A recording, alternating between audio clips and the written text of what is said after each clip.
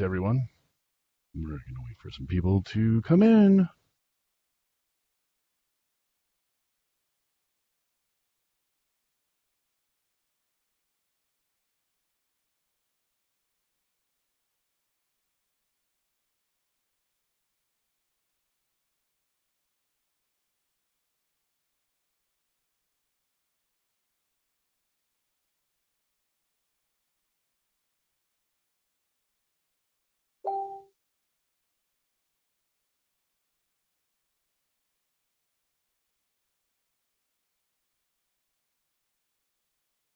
All right.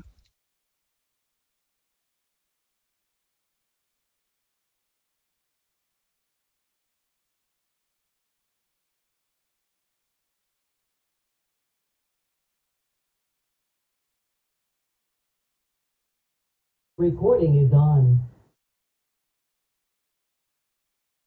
There we go. We got some people coming in. What's up, Greg? Yeah, I can hear him. Sure you can. And I can hear you too. Yeah. Yes, you can see me. And I can see you. Yeah.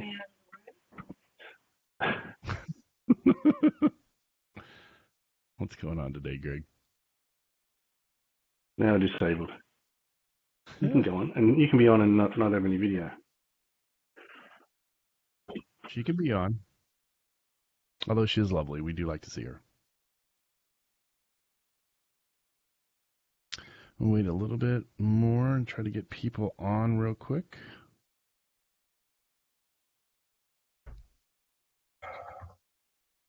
Greg, I got your email this morning about. Uh-oh.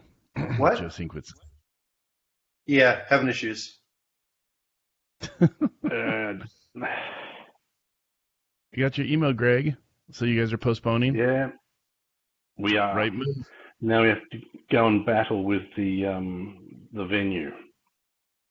Yeah. But there's nobody in New York that replies to emails or phone. So it's a bit difficult, mate. They're giving me the silent treatment. Are they? We can't contact anybody from the hotel or the venue. Well, I know that the hotels, generally speaking, are all shut down, so I would imagine that most of the employees are gone, whether that's permanently or not. And then the hotels, for the most part, are just ghost town. It's just the people that they need on hand to take care of the property. The hotel that we were dealing with, they basically they got rid of. Well, I'll tell you that. They basically got rid of all of their staff. We had to do a chargeback on them. They were not being, yeah, they were not being forthcoming, and they would not tell us when we would get our deposit back. So we just decided to circumvent them and do a chargeback. So Recording is on. Is what it is. Oh. Unfortunately. Yep. Yeah. Well, we'll go ahead and start. So I just wanted to say thanks for everyone for joining. There'll be more people coming in shortly. Basically, as an agency owner myself, and as some of you are, we're trying to figure out how we can get past this insurmountable hurdle of COVID-19. So I wanted to just have just a nice discussion about what you guys are seeing, how we can work together. Anything that we can do to get leads. I can tell you my own personal story right now. So I have one client who's gone on pause and one client that is indefinitely on hold. And then I also had one other potential that is also on hold. So generally speaking, I think what people are doing right now is they're just freaked out about this whole situation. Obviously, the money from the relief hasn't come in, if it's ever going to come in. And, you know, obviously with the state of current affairs in the United States, it's kind of difficult to try to get new business. So I know a lot of agency owners that I've been speaking to in the last couple of days wanted to have something like this, just so that we can kind of discuss, you know, how we can move forward from it. So I can tell you that for me personally, like I said, I just lost one client. Two of them are on pause. So it is what it is. I am going to be reaching out fairly soon. I would say in the next 30 days, I'm more than likely going to start reaching out to people in the Phoenix area. I wanted to try to do maybe a local outreach campaign to try to get business that's here in Phoenix. Mainly the reason for that is it's a lot easier should I need to go see a client, if that's going to be possible. And then two, I think from a closure standpoint, it'll be a little bit easier to close someone who's local than someone who's not. So that's going to be my focus over the next 30 days is to try to come up with some sort of an email or some sort of outreach campaign that I can use to target local clients or potential clients. So. Anyone have anything else to add as far as their strategies so far? Everyone's like, no. We don't know. Beautiful idea. Done. Bye. What'd you say? Nothing good. Nothing good. Well, this is a real short conversation then, aren't we? Jeez. Bunch of Hi Debbie guys, Downers. I've just tuned in. Hi Hey, Jim, how are you? I'm good. How are you? Good. I've got nothing to say either, so I'm just muting my mic. All right, that's fine. This is the saddest pity You know, party you I've know ever what's seen. interesting. You know what's interesting, Jim, is it seems to be hitting you guys harder in the States than it does over here in the UK. Recording is Uh, on. I think that's Well, probably because there might be a reason for that. what? Go on, Joe. Aha, I get to talk, not you. No, so I think, the formation of UK, gas indicates that something is decomposing. So, If someone- example, ammonium carbonate decomposing into ammonia, carbon dioxide, and water. All right, who's talking And about ammonia one carbonate? reactant. I was watching a video. Second example, potassium chlorate Let decomposing. me Is see that if you, I Joe? can. No, it's not. Who is that? That's fascinating. That's my drug No. dealer in the back. Yeah, no, what I was going to say, though, is the UK has been a bit more liberal than us in the United States with regards to payroll protection and funding sources. So what is it, Greg? Is like something like 75 to 80% of payroll going to be covered for a few months? Okay. The United States, So- we don't really even know if it's going to happen. We got the government over here, and I've got Lisa Marie and Eric. The government will pay us £2,500 per month towards their salary. So, and that applies to most workers in the United Kingdom. God save the government for that. How they're going to pay for that, but that's a lot of money. So, one of the to give you some idea of how big this is for the government. One of the big pubs here, chains, Wetherspoons, they've got 43,000 staff, and the government will be paying them, that 43,000 staff, £2,500 a month. For the next 3 months, that's guaranteed for. So, they've done that, and that sort of makes it a little bit more buoyant over here, but I don't know what's happening with you guys. It's very difficult. Yeah, we're not getting any of that. Yeah, it's the Wild Yeah, West. I mean, the way that the U.S. does it is just ridiculous. Let's get $2 trillion and then give over a quarter of that just to big businesses, whoever the hell they are. Go, pay yourself bonuses. Why don't they just, like England and Australia, okay, we're going to pay unemployment to all these people that are not employed. I mean, all those people have been paying money into workers' comp and everything else that, they take the taxes out for. What, we can't afford to pay for, 3 months unemployment for every employed American?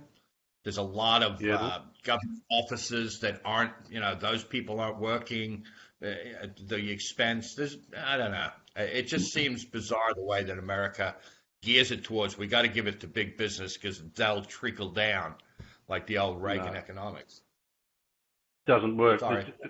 What they've done here is it's to stop people from being retrenched. That's what the £2,500 is for. So otherwise we would have had to retrench people. There's no doubt they would have had to go because we can't afford them. And the government stepped in, and they don't want the unemployment rate to go through the roof because one way or the other, they're going to claim benefits. So you might as well just keep them in the job and pay the benefit there rather than being unemployed and having to find a job. So it's a hard call. They probably figured out, the British government, that it would be cheaper to do it this way rather than go into a really bad recession. That makes Yeah. sense. But I mean, the bottom line with that, like Australia right now, no one can be evicted for the next 3 months. Yeah, same here. But think about all of the business. Now, my brother has a bunch of real estate, business real estate. Those people aren't there. To do something, he reduced their rents 30%, so that at least they're hanging in. But the number of businesses globally that are going to go out, that are just, if we have to quarantine for 6 to 8 weeks, there's a lot of businesses that just won't make it. The restaurant industry, which is the second largest employer in the United States, those restaurants and bars that were barely holding on anyway, like most places, they're all gone. Half the bars and restaurants in America are never going to make it back, in my opinion. The guy, Well, our Indian guy I was talking to, in the last 2 weeks, he's down close to 30,000 pounds. And he said, if I make it to this Friday, I'll be lucky. But he's also, By the way, they're that's doing a rent Indian thing over here. food. Just to Indian food, interrupt yeah. you, Greg, he's not just Indian. It's Indian food restaurant he's got, so everyone understands. Yeah. So, it's difficult for pubs and restaurants. It's a nightmare. Very difficult. Well, what do you guys think is going to happen to these agencies, right? So you got these little small mom and pop agencies all the way up to the larger agencies, So I personally, I think a lot of these mom and pop ones are just going to die off. Like they're just not going to be able to sustain once they lose, 3 or 4 clients that are of a decent size. Like there's nothing that they're really going to be able to do about it. So how do those folks recover, and what does recovery look like for them? I mean, is it just shutting your business down and starting back up when this thing blows over, if it blows over, or is it something more than that? I mean, it's a real question as to how these agencies are going to survive, because I don't see a lot of them doing it. I think people are just going to just collect unemployment. Yeah, the difficulty there is, agree. if you own a small agency, one, you most probably aren't going to be able to get unemployment. But beyond that, okay, you lose your clients, you try and pick it up afterwards, because there's going to be a huge need for all these businesses that have, stepped away from working, and all of a sudden the all clear comes. They're going to be scrambling to get, manufacturing, all the different things that are required. So they're going to need marketing in a big way. So there's going to be an influx right after the all clear for businesses to get back in and jump into it. And, maybe not SEO because it's a longer term play, but they're going to be looking for people to do banner advertising and, media buys and paid search and all the other things that are going to go with jumping back into it. At least that's how I see it. Do you guys think that it's just going to be this mad rush of advertising? Like everyone is just going to just spend a shit ton of dollars all of a sudden at once? Like, I know like from our own clients that we have PPC running for, the cost per click is going way down for a few of them, mainly because they have like Chinese competitors and they kind of boiled off. But right now they're receiving leads super, super cheap. Usually it's like $50 a lead, and they're down to like 26, something like that. So almost in half, and they're spending like less money for it, which is great for them. But I wonder if all of a sudden there's going to be this huge market flood. What's to say 3 months from now? Is it just going to be Harry Carey and everyone's trying to make up for those lost dollars during this time period, or is it going to be more of that? Well, I want to put some money towards this, but I'm not willing to like shoot myself in the foot because, who knows if there's going to be a second, third, or fourth wave of this thing, or if it's going to come back, next winter. What's going to happen then? Are we going to be in that same issue and that same problem of everything is shutting down and no one can do anything? Thoughts? I think it's going to come back. Most of my clients as an agency are service businesses, and so they're shut down not because their demand went to zero, but because they were legally required to do it. So doctors, lawyers, people like that. And at least in the medical space, and this is true if you check your, anybody reporting on query volumes and all that kind of stuff, demand basically fell by 50%, but is holding there. Like people are still researching a lot of elective things that they need service industry wise.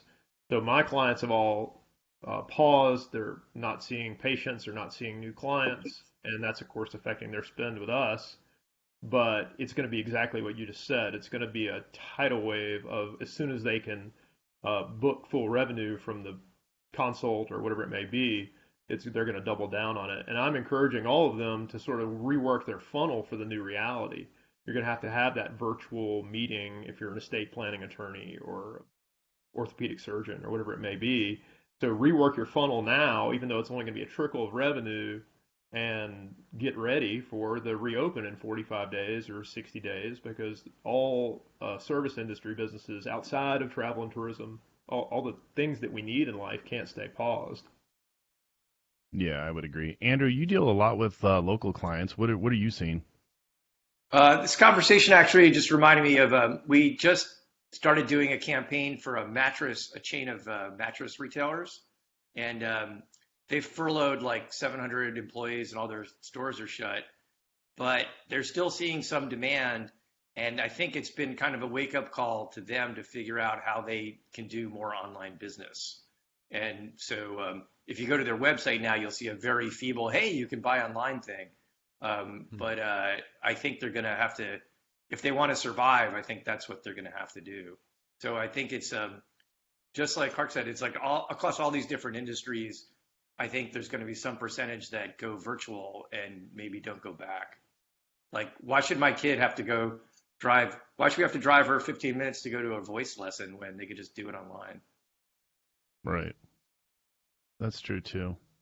Yeah. So more investments on online stuff like, virtual meetings like this, or I know like with my girls, we've got virtual karate, we've got virtual gymnastics. Isn't it great? How do you do virtual karate? Like this. The guy is actually he's pretty good. So he's telling them the steps to do, and he's showing them, and he's got his assistant, and then they just replicate whatever he's doing on the screen. It actually works decently. Like, it's not bad. Still paying the same amount. A friend of mine is teaching yoga classes that way. Yeah. Yeah, I definitely think there's going to be a huge influx of the virtual things like the club quarantine and those sort of gatherings. I think there's going to be niches, like they say, during hard times. Innovation becomes more whatever. And so I think there's going to be some innovative ways that we engage come out of the next 2 or 3 months, which should change a lot of different things. I think a lot of people are just trying to keep the money that they already collected, right? So they don't want chargebacks. They don't want people taking their money back. I know my chess club guy paid him, I don't know, $500 or something for this quarter for my kid. And he's trying to do online chess club, which I guess is fine, but it's not even close to the instruction he got in person. Seeing the same thing with the teachers. Like, the teachers are trying their damnedest to try and make something of the education system, but in reality, it kind of sucks, So I just wonder how much of this is just greed and fear of people trying to move things online versus truly trying to have like a business model moving beyond the next 90 to 120 days. Well, I think. Yeah, but isn't it the students? The students need to learn how to use that technology and system more than the teachers are failing. They do, but imagine being a teacher, right? And all of a sudden you have to get your pay reduced, right? Like right now, no one's going to scream that they want their taxes back because they feel like the teachers are doing something to try and teach their kid. If they just stop doing that, period, that'd be one thing. I don't know. I am not sold on the whole idea that we're going to keep doing this crap like beyond what we have to do. I think some things like this, where virtual meetings occur, that's one thing. But trying to teach karate online, are you fucking kidding me? Like, I just don't see that happening. I just don't. And I think a lot of people I agree with you. and a lot of marketers are excited about, there's a whole new business, channel coming out of this. There's not. I think there's a desperation mode right now. We have to finish going through this scenario because we don't have a choice. And for the next 90 days, and then maybe a few percentage points will actually have long-term business plans based off it. But I think we're being way too hopeful to think that online karate is going to be like a thing for the rest of our lives. Yeah, Mate, I I don't think wanted it to is. But sign hold up on. for So your here, online skiing lessons. Jesus. Yeah, All I right. mean, come So on.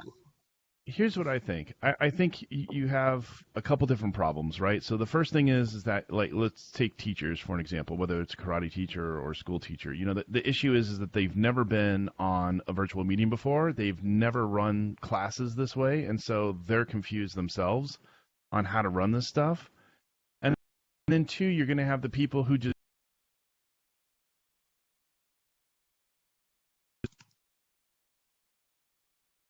We lose him, Yeah, it looks like we lost him.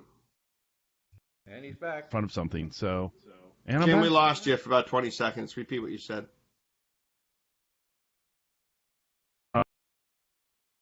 Lost him again. You know, like,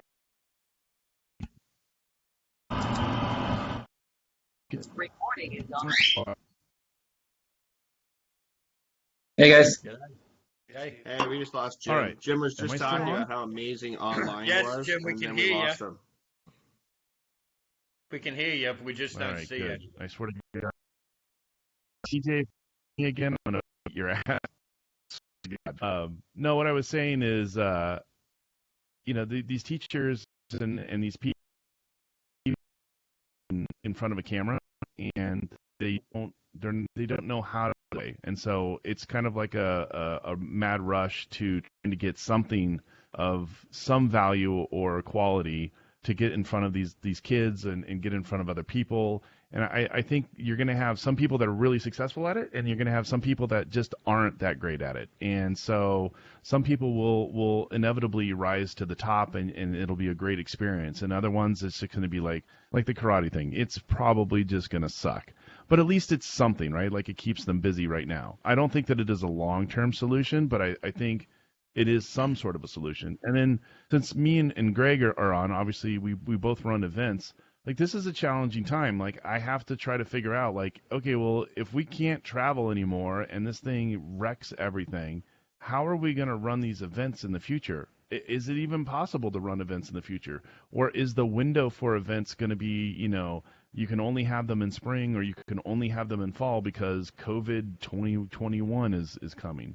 We've got all of these challenges on how to really make something functional and working. And for some of us, depending on the type of business that we have, it just may not be possible to have something moving forward. There may not be events like we had in the past. And so we will have to go virtual. And I think that there will be some things, unless we can get a handle on this stupid COVID shit, I don't know what else we can do. It's just going to be a struggle from this point forward for a lot of people. So that's my piece. I It's gonna just suck. Thanks. You know, this if isn't it a keeps going. No sports. yeah, this isn't a Yeah. permanent scenario though, right? I think it's important that we have online options for things like Jim's conferences. Although Jim's conferences are mainly about getting together and having the wine and actually just Right. harassing Jim. But It's true. we can harass him online. That's fine. It's fun to do that too. But beyond that, like there's obviously a little bit of both. I mean, I mentioned to Brett Tabkey early on, like, dude, you need to shut down PubCon. Like, this is crazy, and he thought it was nuts, and then he kind of agreed and did it. But bottom line is, like, there's both, and I think that Jim and any other conference people would do well to have a low cost online scenario such as this. Like, this is super helpful. I've had some amazing conversations with Steve and with Jim over the past week or so, based off of us getting together and drinking a bunch of whiskey, or at least I was, on a hangout last Friday. So there's a balance Right. that we struck for sure. We'll see.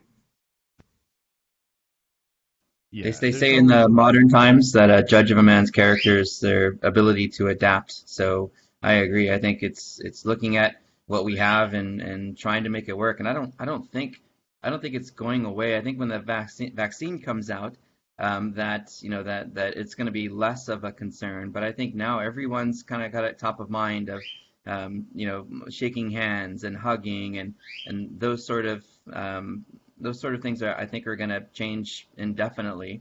And how we adapt to it, and how we change it could change the world if we all can figure out how how we can continue with what was working for us in a way that's sustainable. The online part is fantastic, but we could also come up with something even more creative. Look at the guys who came up with the silent parties with the headphones, right?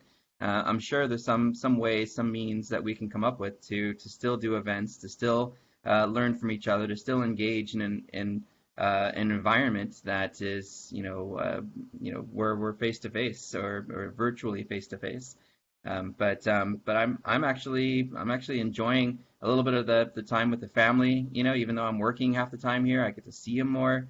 The clients, yeah, we've had to. That's one of the reasons I was late today, is I had to talk to a client about how we're going to adjust for next month, and I said, we've been working with you for 4.5 years. We're gonna scale it back for you a little bit. We've already been planning a little bit on ways that we can help you. Here's our idea. He said, oh, you don't have any idea how much this helps our business. And I'm like, yeah, but it's that acceptance of we're not going to hit our budgeted forecast this quarter. We're not going to hit our annual goal. Instead, what we're going to do is we're gonna survive. And when we scale back, we get a little bit of our time back. What do we want to do with that time? Go back to all those things that you wanted to do with your business. Go back to all those things that you wish you had time to do if you weren't so busy working on clients, and use that time to do some of those things. That's been incredible for me. I worked on my website for the first time in 5 years yesterday. It was amazing, and I hope you guys are doing the same. I did the same. Anyway, so that's something I'm really excited about. So Steve and Brent and anyone else, so are you going to be adjusting your tactics when this finally lifts up? Are you guys going to be trying to do the exact same sales pitch and the exact same presentations, or are you going to try to switch things up for these clients or potential clients? My problem continues to be the same. It's been the same for 9 years. I cannot close a cold client, period. Everything has to be referred. Everything has to be brought in from somewhere. And if I could figure that out, I'd be fucking thrilled. But I just can't figure out the cold client. So that is the hurdle I continue to fight. I don't know if it's any different now than it was 8-9 years ago. And it's all about getting more and more referrals, right? So figuring out ways to get more referrals might be, using online a lot more, right? I've ignored online for the most part for, the last 7 years, a couple of webinars here and there. But one thing that is making this more viable for me is that a lot of people have the capabilities to enjoy a video conference online. They have the proper equipment to do it now. And so that's one thing I am thinking about, is how can I use webinars for the future? It's all about getting your name out there, being that authority still, getting people to want to engage with you. But I can't send 10,000 emails and get a single client from it, no matter how good the pitch has been. I've tried for years, and I'm just beating my head up against the wall on it. So I fail as a marketer, which might be the case, or this just doesn't work in our industry due to lack of trust and other scenarios that are happening here. So, it'll change a little bit, Jim. It'll change a little bit, but the problems still remain the same. How we deal with them, maybe tweaks. Do you think that you could do something like a 10,000 person email blast about, marketing in a post-COVID world? Do you think that you could send out that and not be salesy, just be like, hey, we wanted to give something to, the community. We know that everyone's hurting. Here's ways that as a marketer that you could, protect your business during this time period and how to move forward. And then you don't even sales pitch them. You're just like, hey, I'm trying to just give this information. Here you go. And then see if maybe that referral process comes in after that and you are seen as the authority. Maybe something one like that. Of the things I do with the incubators here in Chicago is I pitch to them. This is when they have no money, right? They have $500,000. That's it. And I pitch to them and train them really on SEO. I don't do any pitch really. It takes 4 years to turn that around. And I've gained probably $300,000 worth of business over the years from that, but it's a 4-year turn. That's crazy. Same thing with the universities. I speak of the MBA programs at Northwestern and Kellogg, at Booth School of Business, etc. And it's all SEO 101 crap for these businesses for them to understand what's going on. But that's a 3 to 4 year turn, 2 to 3 year turn, 2 to 3 year turn on that stuff. So this helps, but it doesn't help next month, right? When I lose 3 more clients next month because of COVID, right? It's not going to fix that problem. So how do we solve that? If anyone has an answer to that, I am all ears because Brent, that's the have you concern asked I your have is the existing immediate clients? concerns, not the Yeah. 3-year plan. Go ahead. Brent, have you asked your existing clients for referrals this month? No, I have not, because it feels a little self-serving to be, and it also seems weak, right? It seems weak that, hey, so I lost a couple clients last week, and they're like, well, why? Do you fucking suck? You know what I mean? And then the next question is, hey, I know you're hurting, but I need some referrals. And then I don't know, it seems like panhandling to me, and I'm not. Maybe I'm too proud, right? Yeah, Maybe but I'm you're too not. You're cocky. just. Yeah, you I you know think But you there's step away from that sales thing. So you've got there's to embrace the okay. 99 of the people I talk to are going to think I'm just fucking trying to sell them snake oil, and the one person that's left that actually buys. It can't be. I think you feel that when they say no, they're rejecting you as opposed to rejecting your product. There's that whole process of not having, what's the word for it? Rejection. That's what holds a lot of people that are selling because of the rejection of no, I don't want it. You think that it's you, as opposed to they just don't want your product, or they don't quite see the benefit. And you have a good point, Frank. Like, and I know psychologically I've changed in the last 18 months. I went from $6.3 million in 2018 or 2017, no, 2018, 2017, in 2017 to under $1 million in 2019. That was painful, right? Now I'm back to a run rate of 1.5, 1.8 maybe.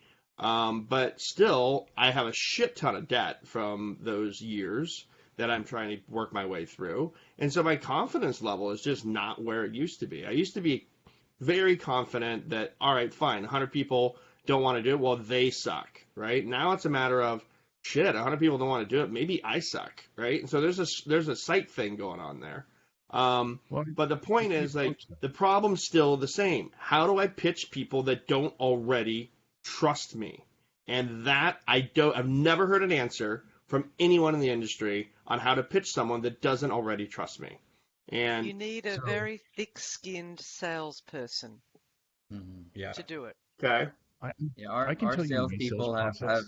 have a magical touch when it comes to when we had salespeople to follow up, and they would never discount. That was something that always struck me as as an SEO. I don't know how to be a salesperson, so by the time I'm done negotiating, I've given away the store. And when I hired salespeople that were like super experienced, it was amazing. I mean, they would just follow up, and hey, not only did I not discount, but I actually got them to buy, a bigger program or a bigger tier of retainer. I'm like, this is Right. amazing, When I but had Use Groupon a couple years influencers. ago, I was charging $1,000 an hour because they refused to not have me come in. They wanted me personally to walk in there, and I was like, "This is ridiculous. I'm just going to charge them $1,000 an hour," and they'll say no. They did not.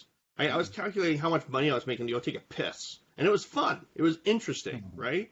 But at the end of the day, I knew I wasn't worth over 500, right? And so then I stayed at 500 for a while. Now I'm at 300, and I'm holding very tight at 300 because I just frankly don't want to be doing SEO for less than $300 an hour.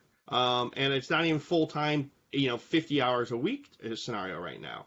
And so, I keep hearing about the freelancers in the industry that are, doing $1,000 a month programs for one client. It's not even like 50 locations at $1,000 a month. That makes sense. And so I'm like, where is the actual floor? Where is our pricing in our industry? Who's holding pricing? Why don't we have some type of union of some sort? Not to use the word union per se, but like we don't have any like consistency in our industry. And we're training new people to come up in the industry, which is the right thing to do, I guess, right? But then they undercut us at $50 an hour, right? So like, what are we supposed to do here? And how does this all play together? These are the things that have been eating at me for a year and a half now, because before I didn't care. I had plenty of money. It wasn't a big deal. Now I'm hurting, right? So now I need to figure out like, how do I fix this? And I'm not hurting like everybody else is hurting. I'm not crying like, ooh, I'm really hurting. I am hurting from what I used to be, right? And I refuse to peak at 40 years old, right? So where is that balance going to be? And how do we make that turn back around? That's the challenge here, right? And Brent, why don't we ever like work together when it comes to money? Like, we'll sit there, we'll drink, we'll have a great time, we'll even know each other's kids. Like, we'll be really good people to other people in the top 5-10% of the industry, but we won't fucking work together on the thing that matters, the dollars, the business, the pitches, the things that can actually improve our industry. Like, when was the last time we shared sales pitches other than this week with Jim and Steve? Thank you, right? We don't share sales pitches, right? We don't share what is working, what our percentages are working. Like, we don't do any of the stuff that actually matters to our industry. Why? We're friendly. Like, Jim and I will talk about stupid shit for like hours on text messages. Yep. But are we talking about, hey, here's the proposal I sent to Ford. They turned me down, buddy. Give me 20%. Here are the 8 people that you need to talk to at Ford. Good luck. I'll give you a referral. I get 20% if you close it. That makes sense. Where's that at? Sorry, I get That past doesn't exist.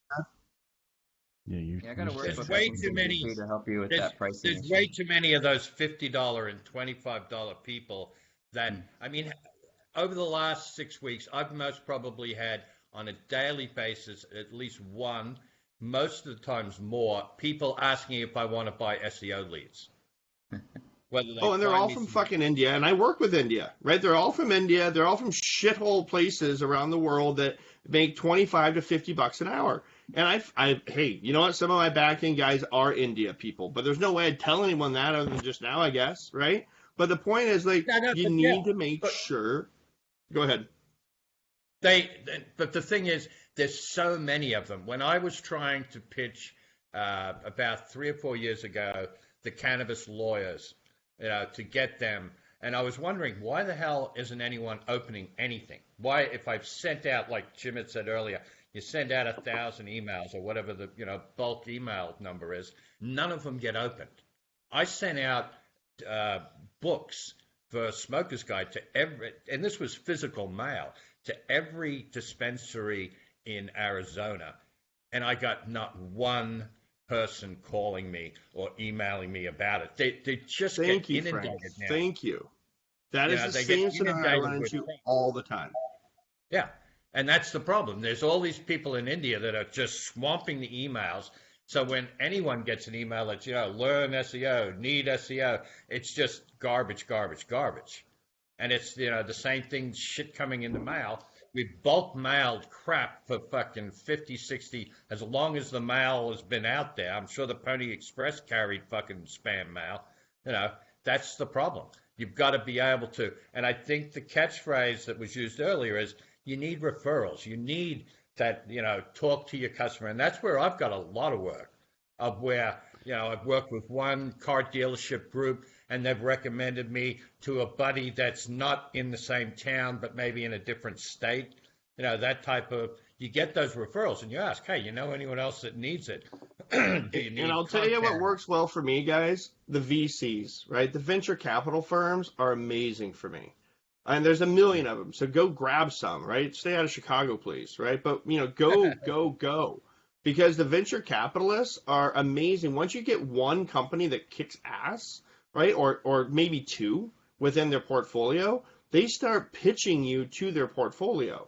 And it's a super easy win because you have the CEOs of other companies that love you already and everything works out. Now, when you start to fail, or if you fail in any area, you get fucked. Like me with Groupon, I had 4 other light bank companies at the time, right? And what happened? Well, Groupon went away and 3 others went away. And then all of a sudden I was like, Jesus, there went half of my revenue, well, more than that, 80% of my revenue, right? So those are the scenarios you can run into. But the VCs are again, that referral scenario. I'm trying to get away from referrals. I know how to get referrals, right? But how do we break beyond referrals in this industry?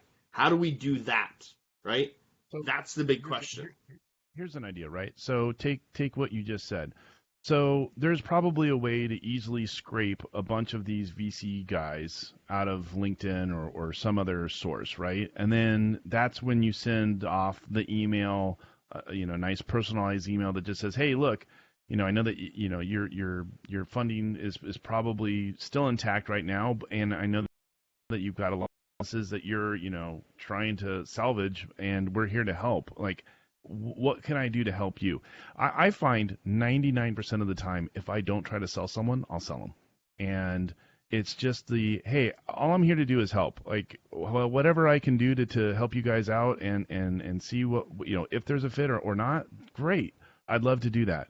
I know, like, for instance, we got, what is it, Joe? The Beverage Marketers Association that we're trying to pitch for the DMO. And, for us, we just want more digital marketers inside the community. And so the easiest way for us to do that is just like, hey, look, here's a place where people can go for either no or low cost, moving forward. And it's a great way to connect to other digital marketers. And what our hopes are kind of like two things. One, we want more members. And then two, they could be a source of revenue as well. I mean, the beverage guys have probably hundreds or thousands of different beverage companies that have marketers that we want to join into the DMO. And so if we can grow that and we can get 5,000 people in from there, or 1,000 people, or whatever it is, that might be extra business where you guys could just put in content into the DMO looking like that authoritative person. And then it becomes that referral that you really wanted, that warm lead. Hey, man, I just saw your podcast on the Digital Marketers Organization. That was amazing. Could you tell me more about your process, or blah, blah, blah, blah, blah, right? And then that just leads down the sales funnel. And so for me, when I pitch people, I don't pitch them on my services. I just tell them, look, here's what I found out that's wrong with your shit. It's broken. It's fucked up. Here's the 15 things, right? Well, you're going to need to fix those somehow. And if you don't, you're going to be losing X amount of dollars. And what I do too, obviously, is, and I don't know if you guys do this on your pitches, but I try to come up with a dollar amount. Like, these keywords are worth this amount of money. Like, I'm working on a client right now in the grooming industry, and they basically fuck their website so bad that it doesn't show up in Bing or Yahoo. And I'm telling them, hey, this is an extra 5% of traffic, 10% of traffic that you could be getting because you have zero rankings. There's none. There's nothing. So there's value to that, right? And if I can attribute a number to that value, I could say, hey, look, if I saved you this much traffic and I got this into your company, you'd be making $100,000 more a year on average, generalized. Well, I'm only going to cost you $60,000. So you can have me help you out, and you're still going to be making an extra $40,000 a year. That kind of makes sense. I will pay for myself, and here's how I plan to do it. And usually that works really, really well on selling people. When you can come up with a dollar amount, you don't try to sell them on you, but you try to just expose the problem and how you can fix it. That works all the time for me. Pretty well. Jim, you saw that. Brent's already done pretty well with that, with kind of quantifying his value and how he currently does his estimating. Yeah, I have a new pitch literally in an hour and a half.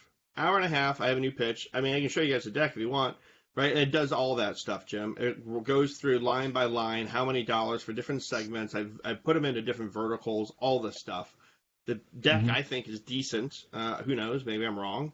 But it's better than what I've seen. Frankly, it's way better than what I did when I was making a lot more money, okay? Which literally was, hey, Sarah, like, who do I have in 15 minutes? Oh, you got this XYZ company. Okay, cool. Hey, Pete, grab me an AHREFS report. Joe, grab me a Moz report. Cool. I sit down for 15 fucking minutes. I look at the information. I hop on the call, and I close them by the end of the day. Like, that's what I used to do for $5,000 a month. Now you know what I'm doing? Spending 7 hours putting together a presentation, which is amazing, okay? Lay out all of the strategy for them, categorize everything, let them know exactly how many dollars, give them a fucking Gantt chart or GAT chart, all this other stuff that we're supposed to do, right? I lay it all out, and it's like gorgeous. Hand it to them, they're like, yeah, it looks pretty good. I got a buddy who does SEO, though, and you know, I get that. It's like, come on. You know what I mean? Yeah. And so it comes back to relationship. It comes back to relationship every time. Maybe it's my personality, right? Maybe it's something else, but it's always the relationship. And so part of my scenario is, how can we help people that have the relationship to close the deals, right? What can we do as an industry to say, hey, you know what? Jim is neighbors with this guy. And Jim is not the best mobile SEO guy. Or maybe you are, Jim. I'm just saying, okay? So let's pull in Cindy Crum to look at this, right? Let's pick on her, right? So we pull in Cindy Crum to do mobile SEO, right? Oh, you know what? He needs some serious black hat shit to go down. Let's pull in, Phantom Master, whatever his name is, right? Like, we pull in these different people. And I think that might work better because there's relationships. But I don't know. If I knew, I would have done it by now, right? You would So almost what have to is have it like that we a need to menu. do to pull together? Not just via COVID. COVID sucks, right? But everyone understands it sucks. That's a big difference here. Is that everyone knows that shit is going to happen for 3 to 6 months, or I'd say 1 to 4 months, right? And we'll come out the other side. But anyway, I'm Maybe talking way we too much for this call, so I'll let you guys maybe take we need over. some sort of consortium, right? So like, let's just say, Brent, you're really good at building backlinks, and then Steve, you're really good at producing content, right? Maybe what we need is like a backdoor menu for other marketers to be like, hey, look, I'm trying to run my agency. I don't have a content person. I don't have a backlink person. Could you guys fill that role? And what's it going to cost me per month, as a wholesaler, right? And then I can charge whatever I want retail. And then now But I we have need a my front content. person still. We still need a front person because otherwise we turn into blue glass, and that blew up like a motherfucker, right? So how do we do That this blew where up there's for a different front reasons, person though. still? Yeah, What it was that did. again? I wasn't involved, so I don't know. No, it blew up for for multiple reasons. Not that they didn't have a front man; they had way too many of them, actually. But All the we need I problem, is don't know. see, the Neil big problem, Patel. the bigger We get Neil picture Patel. problem, I think, is the fact that we're not doctors or lawyers. We don't go somewhere to get, certified, and then you have to have this, and then your expertise in the area makes a difference. Here, anyone, I mean, we've all had clients that have read something at Mars and then, asked us why the fuck we're not doing that. That type of thing. There's way too much information on just a basic level, and there's no certification. You're not, here's not your medical degree, your law degree, that sort of thing. There's no SEO degree that you get that shows that you've committed 3 or 4 years of high-end training, and then, and then you specialize in a particular area within the digital marketing space. There's none of that, so it becomes difficult, and then that's hence the reason. And hey, I don't mind Neil Patel, but I mean, hence the reason Neil Patel has got that is because he's branded himself to the point where people think he's some sort of expert higher than most everyone else. You know And what he's I done mean? a great job with it. So good job, Neil, right? I don't like the guy. I've said it to his face several Yeah. times, right? Well, I don't like him. yeah, so But he's doing I a don't great dislike job, him. you know? Yeah. He's doing a great job, so good for him. How do we learn from that, or whatever? The other thing is the 20 years of experience that I can claim, right? It gets a little shifty after 17, but 20 years of experience, right, that I can claim doesn't mean shit. Like they're like, whatever, you have 20 years of experience. I don't need it. You don't need 20 years of experience anymore, and that sucks for me. Okay, but we also need to clarify that there are some people that live and breathe this 40 to 60 hours a week, like us, right? And there are some people that do it as a part of their job for 30 minutes a day, right? For the last 10 years. Big difference. So in my slides, I put dedicated 10 years of just SEO, period, right? It helps, right? And you guys should think about that. Like, it's not, I've been doing it for 20 years. A lot of people have been doing it long enough, right? We need to start calling out how many hours per year we're dedicated to SEO or to PPC or to social or whatever it may be. Everyone's a social media expert now too, right? I jumped out of the business a few years ago because I was an idiot, right? But, the scenario is that we need to call out how much more time we're spending in this because we I are don't get why worlds anyone would different care. than someone else. I don't get why any client would care, right? Yeah, because the problem is that It's like either you're the good at it or you're not, and you sell it or you don't. So if you sell it, yeah presumably you're good. Until you prove the problem is that Malcolm Gladwell's 10,000 hours isn't applicable when things change rapidly. And so you may have 10,000 hours in on it, but it may have been 10,000 hours before things have changed, before this. I've had people at a conference, other conference speakers, tell me that we are doing local SEO wrong. And when I ask them, well, how many hours or how much have you done it? Well, we just know. We read all the articles and we know. We've tested it. And I'm like, well, I've got 7 years of doing this across thousands of locations, and multiple different multi-location businesses. What does your data show? So you have to refute it with data, I think, rather than hours. Yeah. Yeah. So No, I think results, right? And that's where the logo wall comes in, and that plays. Um, I feel that we are marketers and we do a good job, but most of us are making between 100 and 300 grand a year, right? That's crazy. For the number of people that we have out there, that is nuts. And I just don't, I feel lucky that I had a nice peak for a few years, right? But the point is, like, we should all be making over $1 million a year and being and kicking ass working with some of these other clients, right? And I don't know where everybody's at, like from financial scenarios, but I doubt most people are making over $1 million a year in the industry, right? And so, how do we stop fragmenting this industry and start working together with trusted people to do trusted things, right? Like, Kev, I'd hire you in a second to do a dentist office, right? In fact, I'm even pitching a veterinarian clinic, right, that has 65 locations throughout the United States. I got brought in from my VC into this person, okay? They're thinking about it back and forth. Can I do a decent job? Maybe, right? But I'd much rather take 20% of this deal and let you go run with it. Why? Because I don't have to deal with it. And it doesn't fuck me up if I screw this thing up, right? And it's 67 locations at $1,000 a month. It's probably going to be close to 750, right? 750 a month per location. Like, this is a real deal, right? I'd rather take 20% and be like, dude, go handle it. And I'll manage the relationship. I'll make sure things are good, right? But I don't want to handle that. Give me a news site. I'll kill it all day long, right? Give me an e-commerce site or just a site with millions of pages. I'll kill it all day long. You give me 67 veterinarian clinics, maybe, hopefully. That's rather give it that's to actually done. That's actually why we shifted focus. We're not interested in one-offs anymore ourselves. Like, I would rather partner with somebody like you who already has that relationship. We'll sell you the tech, and we'll sell you because the exact opposite is true. We don't want to go out there every day trying to hunt and kill stuff. We'd rather just be the ones back in the back preparing the food and, explaining what should be done or what we've seen work. And there is zero chance, no offense to you, there's zero chance you get as far with this particular client than I have. Why?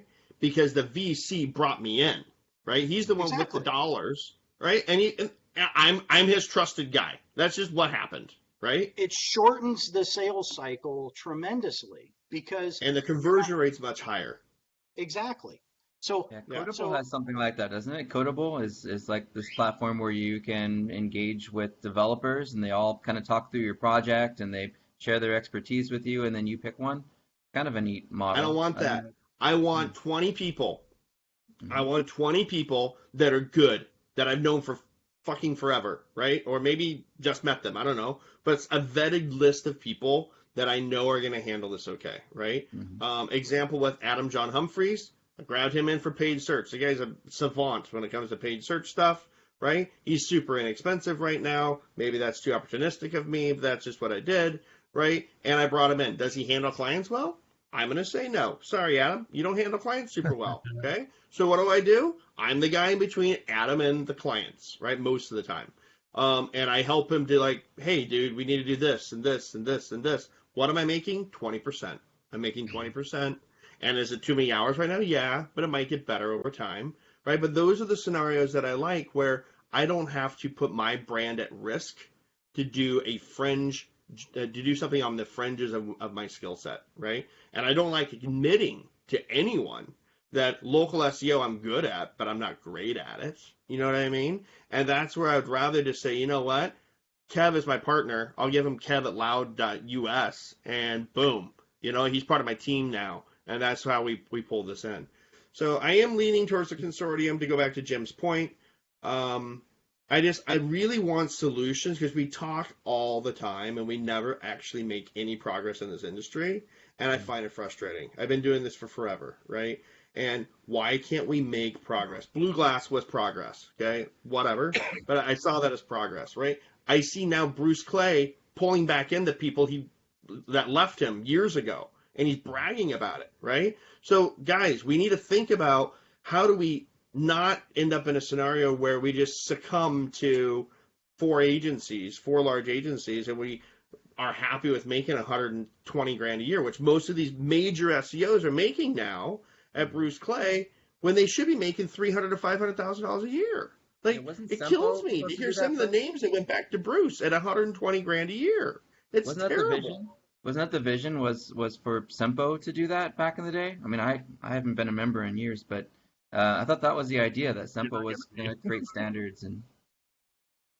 You guys And I don't remember even that? care about standards. I care about having a strong network of SEOs that we can work together with. So anyway, I don't know if I'm going to do it or if I'll let someone else do it or whatever, but that's what I'm working on. I do have to go, and I've taken up the entire call anyway. So I'm going to go, and I have a presentation in an hour. But I'm happy to share my decks with people. If you guys are happy to share with mine, brent@loud.us. Like, let's get some conversations going. I want to help other people that I trust to get more business. And I'm going to take money for it. And I'm going to pay you to take deals too if I have a deal that you guys need. This is about money to me. This is not about friends, not about patting backs. Like, I'm friends with some of you I don't know at all. But I'm willing to do business with anyone that gets to a level to get on a call with Jim, right? So how do we get that conversation going? That's what I'm interested in. Jim, this is more of what I'd like to see. Concrete solutions to the industry. I love that you're taking a front point of this. I love that you're taking the time. You've got the setup, right? Let's do more of this where we actually work together more to solve real problems, right? And also drink on Fridays, right? So maybe that's not solving as many problems, but we need to have these conversations as well. So, Jim, thank you for your time. I do have to go. Don't leave. One quick thing. Okay, what? Everyone who's in this meeting, if you can just put your email address in the chat before you leave, please do so. What I want to do is I want to go into the DMO. We have the ability to create specialized teams. So I want to make sure that I have everyone's email. And what I'll do is I'll invite all of you into the DMO's special team, and we'll create basically like a task force for this. And so we'll continue to have these agency analytics meetings so that we can talk and discuss things that are coming up. But what I'd like to do is I'd like to at least start some sort of a customized team so that I have you guys in there and we can discuss this further and maybe put something together to get those people to do the tasks that we want, like Adam Humphreys or whoever, right? And we can just have that running list. But I think inside that team, it takes it out of the normal crowd, and then it allows us to kind of segment it into a specialized group. So, yeah. Go ahead. You can leave now. Let's keep the conversation going. I got to drop too. I got a client call, but this is going to be amazing. I hope it really does pull together, and I love the idea of actionable things that we do together. I'm all about it. See you guys. Awesome, guys. Bye. All right. Well, does anyone else have anything to add to our little story today? Or should we just end this on a high note with Brent leaving? Actually, just to speak to Brent's concern about selling, like, I think, like, the answer to that is there is no answer to that. It's like, go sell, right? And write a newsletter and start building up an email list for a year and then build credibility or something. But I do think there's some merit to the idea of exchanging, like using each other for support on projects and things like that. I think that's not a bad idea. Yep, I do too. I have a question. Anybody that's considering building an information product or that has built one and sold it in the past? Because like the work he's putting in the slide decks, I am too. And when I consider shifting niches, because one of the things we're all considering is go where the money is. So if I've got a medical device manufacturer that I can target, I'm going to target them. But I'm considering, instead of putting it all into trying to create referrals, putting my team's effort into informational product, and then the sales pitch becomes buy the product or have it done for you. And my agency grows with the done for you part, but I get a few sales out of the information product. Anybody built that type of strategy? I haven't. Just yeah, it's fine. It's fine that nobody has. I'm just curious. Well, it That's depends an on the opportunity angle. I will say there's I, like about a billion other people, am writing a book. I've slowly been writing on it for a long time. It has nothing to do with marketing, oddly enough. It's about photography, which is a passion of mine, and I'm going to go, just because I'm a marketing geek, I'm going to split test uh, selling the book through like Amazon print on demand type of a situation, and actually selling courses. And really, it's both a way for me to get some stuff out there, but also to split test which works best, even from a marketing standpoint. If I shove PPC or Facebook ads to it, uh, Instagram ads to photographers or whatever, what is actually going to convert better? If I sell a course for $250 or a book for $9.99 or $29.99, my guess is that the course, just by the value perception, is going to far outstrip what the book is. But I don't know. That's part of the great uh, discovery process. I Information think versus, and I'm not going to sell. I don't have the time to actually sell my services of explaining the book type thing, but I certainly could do pre-recorded courses and so forth like that. the other part of it is over. You go back to the early days of SEO. There was a lot of money. Now you've and not as many people doing it as there are now because you've got 20 years of this or more, and you've got people that were barely born when the web was created. My daughter's the same age as the web. She's 28, 29 years old. I mean, that you've got generations of those people that have come through. There was that period when there was a smaller group of refined people and we could charge more. The days when Yahoo and Google were spending hundreds of thousands of dollars at conferences and had expense accounts for all of their clients and things like that. That's all gone now. And there's a wave of more people. Now, Aaron Wall used to be able to sell SEO book for $69 a pop, and he was selling over 1,000 of them a week. And then he segued that into his forum that he was charging $300 a month for membership. So I mean, it's the economics now. There's just so many people. The Indians have got into it, so they've rotated, thousands, if not, hundreds of thousands of people doing our work at a low cut rate. So that the environment of what we work in now is completely different than what it was 20 years ago, even 10 years ago. And that's what we battle. Through the spam emails that, 50 to 100 Indian SEO lead generated, whatever the hell they are pushing into your email, and not just ours, into every industry. And that makes it harder, as Brett was saying, trying to, who's an authority? You've got Moz, who's, weakening. You had SCW, Search Engine Land, that, now Search Engine Journal, in my opinion, is a lot better. That's the problem. It's the way that the industry has grown. There is no, certification university degree that shows that you're an expert, and you put the time in. We can say it in our presentations that I've done 100,000 hours of SEO, but that doesn't mean anything to anyone when someone else goes, yeah, I know SEO, I'll do it for $25 an hour. It's a much different and evolving, there's so much out there that we've all written to try and show that we're some sort of expert, and people can go through and read that and think they know what we're doing. Just a rant, sorry. No, sadly, some of our best clients are people or companies rather that have been burnt previously, and that actually extends back to even 10 years ago when they went to cousin Billy Joe Bob, his nephew, twice removed, who did SEO for him, and then they got burnt. And those were our best clients because once the person figured out that somebody inexperienced can get them in trouble, blocked, or whatever, then they started getting serious about having somebody that's a professional actually do it for you. And you get handed around. I mean, I worked in actual pharmacy, big pharma for a while, worked for a couple of different companies. Then I got recommended from them to the health insurance space. So I mean, it all. I think referrals and when working, Brent wasn't big on it, but actually getting the clients that you've got to refer you to other people that they're not going to refer you to a competitor, but to peripheral industries. And I think that's something that some people that are very successful do that. They work a niche and all associated niches, as opposed to I can do it all. I mean, I know, especially when it comes to content creation and things like that.